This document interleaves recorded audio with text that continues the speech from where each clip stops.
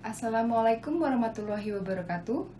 Pada kesempatan yang luar biasa ini, saya akan mempresentasikan hasil penelitian tesis saya yang berjudul Anteseden dan Konsekuensi dari Kepuasan Pelanggan Airbnb di Indonesia.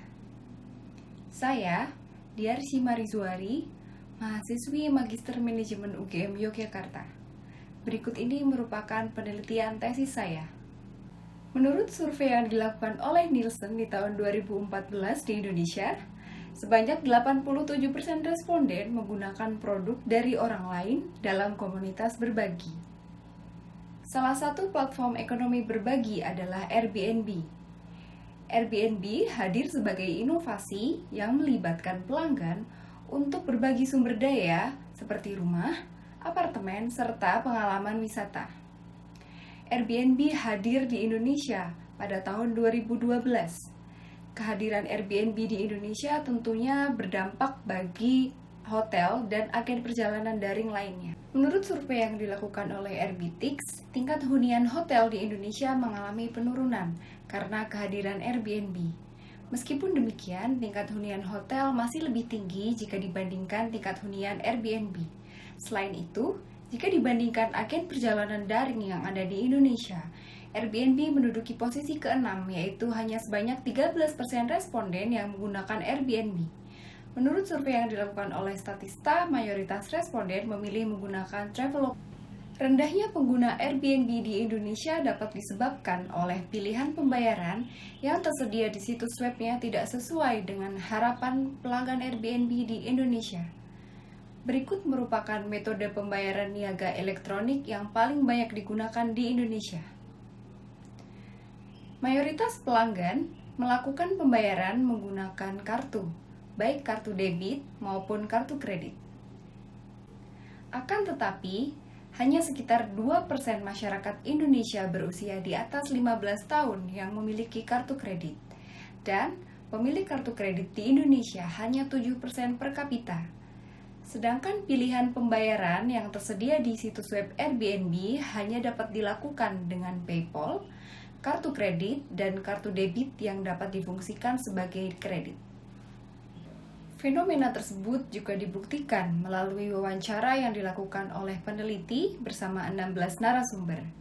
Narasumber juga merasa kesulitan untuk mengubah mata uang, karena mata uang rupiah Indonesia tidak tersedia di situs web maupun di aplikasi Airbnb. Mereka juga mengatakan bahwa terdapat biaya-biaya tambahan yang dibebankan kepada pelanggan.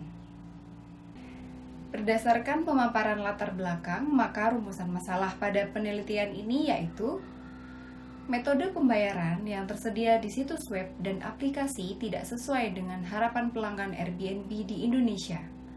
Interaksi antara pelanggan dengan tuan rumah Airbnb tidak sesuai dengan harapan pelanggan Airbnb di Indonesia. Hal ini akan mempengaruhi kepuasan pelanggan Airbnb di Indonesia dan juga niat untuk menggunakan Airbnb kembali di masa mendatang. Berikut merupakan pertanyaan penelitian ini. Tujuan dari penelitian ini yaitu untuk mengidentifikasi kepuasan pelanggan Airbnb dan melihat pengaruh kepuasan pelanggan pada niat pembelian ulang. Berikut merupakan teori yang digunakan pada penelitian ini. Yang pertama adalah teori konsep, yaitu perilaku pasca pembelian. Perilaku pasca pembelian yang dikemukakan oleh Mothersbaugh dan Hawkins menunjukkan hubungan antara berbagai proses yang mungkin terjadi setelah pembelian. Pelanggan akan cenderung melakukan evaluasi setelah pembelian mereka. Ketika melakukan evaluasi, pelanggan akan menilai pengalaman mereka ketika menggunakan suatu produk. Apakah produk yang mereka gunakan mampu memenuhi harapan mereka dan mampu memicu mereka untuk melakukan pembelian ulang di kemudian hari. Ketika melakukan pemesanan secara daring, pelanggan akan mengevaluasi pengalaman mereka saat mengakses situs web tersebut. Selain itu, pelanggan juga memiliki motif untuk menggunakan produk tertentu di kemudian hari. Berikut merupakan definisi tiap variabel pada penelitian ini menurut para ahli.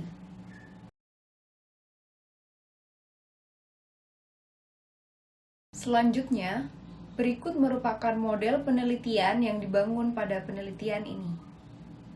Terdapat 7 hipotesis yang akan dibuktikan pada penelitian ini.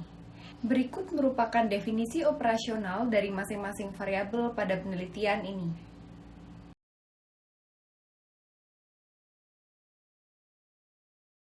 Untuk metode penelitian ini menggunakan pendekatan kuantitatif. Pengumpulan data primer dilakukan melalui survei menggunakan kuesioner yang disusun dengan Google Form dan disebarkan secara daring. Data diukur menggunakan skala Likert 5 poin. Sampel diambil dengan metode purposive sampling dengan syarat warga negara Indonesia berusia lebih dari 17 tahun dan pernah melakukan pemesanan menggunakan situs atau aplikasi Airbnb. Jumlah sampel yang terkumpul sebanyak 200 responden. Metode analisis data menggunakan partial least square SEM dengan menggunakan perangkat lunak Smart PLS 3.3. Pengujian validitas konstruk dilakukan dengan menguji nilai loading factor dan nilai AVE untuk validitas konvergen, dan validitas diskriminan dengan melihat nilai cross-loading dan nilai akar AVE. Untuk uji reliabilitas dilakukan dengan melihat nilai Cronbach's alpha dan nilai composite reliability. Selanjutnya, uji model struktural dilakukan dengan melihat nilai R-squares dan uji hipotesis dilakukan dengan melihat nilai PET coefficients. Profil responden pada penelitian ini mayoritas berusia 23 hingga 27 tahun, yaitu sebesar 65% dari total responden, dengan didominasi responden perempuan yaitu sebanyak 61%.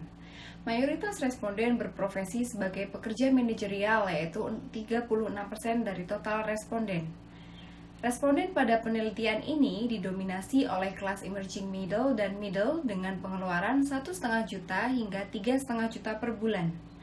Pada frekuensi menggunakan Airbnb, mayoritas responden pernah menggunakan Airbnb 1 hingga 3 kali, yaitu sebanyak 119 orang, serta sebagian besar responden berlatar belakang pendidikan S1, yaitu sebesar 83%. Traveloka merupakan online travel agent yang paling banyak dipilih oleh responden pada penelitian ini. Hal ini sejalan dengan survei yang dilakukan oleh Statista bahwa Traveloka merupakan online travel agent paling populer di Indonesia karena memiliki pengguna paling banyak di antara online travel agent lain. Mayoritas responden menggunakan Airbnb untuk melakukan pemesanan akomodasi, yaitu sebanyak 182 responden mengaku menggunakan Airbnb untuk pemesanan akomodasi. Uji instrumen yang pertama, yaitu uji validitas konvergen. Dari tabel cross-loading diperoleh hasil bahwa setiap item pertanyaan pada semua variabel telah memenuhi validitas konvergen karena memiliki nilai loading factor di atas 0,7.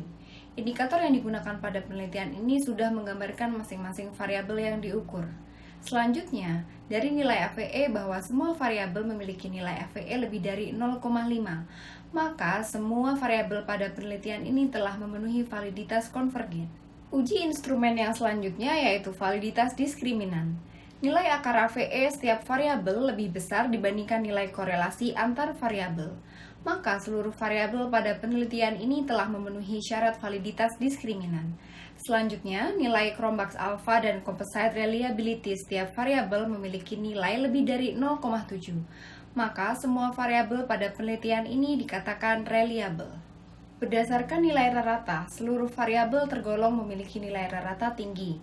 Variabel kemudahan penggunaan memiliki standar deviasi paling tinggi di antara variabel yang lain.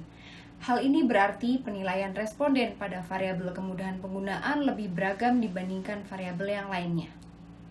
Nilai adjusted R-square yang pertama adalah 66,5%. Hal tersebut berarti bahwa seluruh variabel bebas pada penelitian ini mampu menjelaskan variabel kepuasan pelanggan sebesar 66,5%.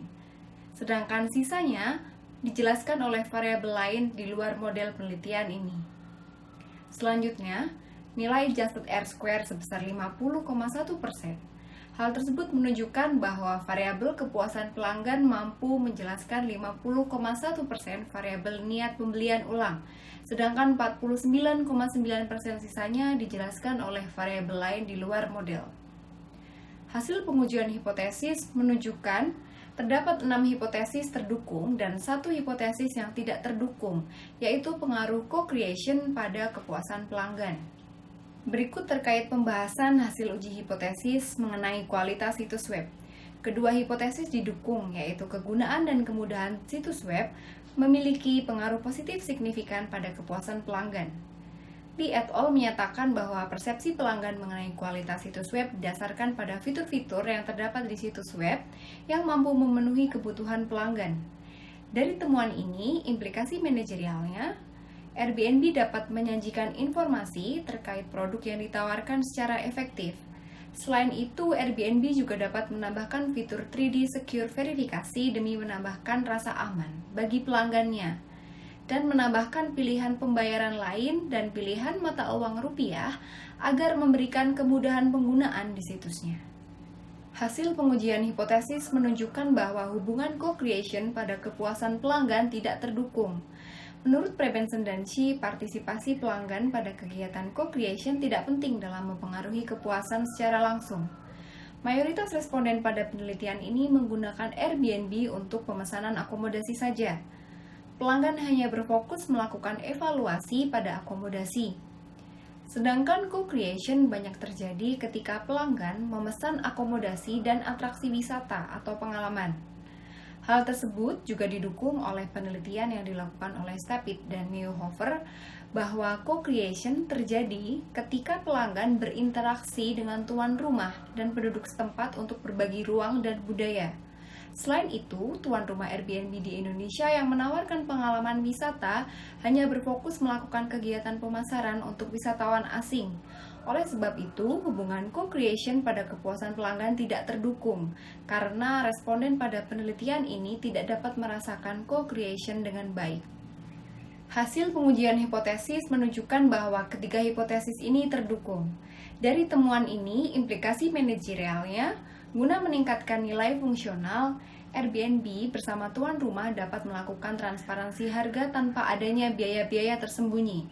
Untuk meningkatkan nilai sosial, Airbnb dapat mengklasifikasikan layanannya ke dalam 3 kelas. Untuk meningkatkan nilai emosional, tuan rumah bersama Airbnb dapat menyertakan gambar yang menarik dan informasi tambahan mengenai resto dan alat transportasi terdekat. Dengan demikian, pelanggan akan merasa rileks dan akan memicu emosi positif. Hasil pengujian hipotesis menunjukkan bahwa kepuasan pelanggan berpengaruh positif pada niat pembelian ulang. Airbnb dapat melakukan evaluasi terkait kualitas situs web dan nilai konsumsi agar mampu memenuhi harapan pelanggannya. Dengan demikian, pelanggan akan cenderung melakukan pembelian ulang menggunakan Airbnb. Kesimpulan dari penelitian ini yaitu kegunaan dan kemudahan penggunaan situs web serta ketiga nilai konsumsi yaitu nilai fungsional, nilai sosial, dan nilai emosional terbukti berpengaruh positif pada kepuasan pelanggan. Sedangkan co-creation tidak terbukti berpengaruh positif pada kepuasan pelanggan. Selain itu, kepuasan pelanggan juga terbukti berpengaruh positif pada niat beli ulang. Penelitian ini memiliki keterbatasan, di antaranya sebaran karakteristik responden tidak merata. Responden pada penelitian ini juga hanya berfokus untuk mengevaluasi akomodasi Airbnb, sehingga bentuk co-creation tidak dirasakan dengan baik. Temuan penelitian ini sangat spesifik karena pengumpulan data hanya dilakukan pada warga negara Indonesia. Sekian presentasi dari saya. Terima kasih.